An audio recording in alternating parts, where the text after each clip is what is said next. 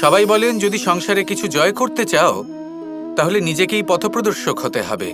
এই সংসারকে যদি প্রকাশমান করতে চাও তাহলে প্রদীপের মতো তোমাকেও জ্বলতে হবে। এই কথা অত্যন্ত শ্রেষ্ঠ, কিন্তু প্রদীপের মতো জ্বলার পূর্বে কিছু সাবধানতা অবলম্বন করা প্রয়োজনীয়। কিভাবে?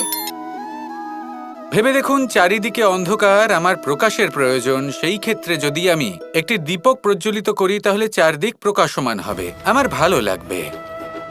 কিন্তু ধরুন মাথার ওপর কড়া রোদ আর তার মাঝে আমি একটি প্রদীপ জ্বালাতে শুরু করলাম, তখন কি হবে?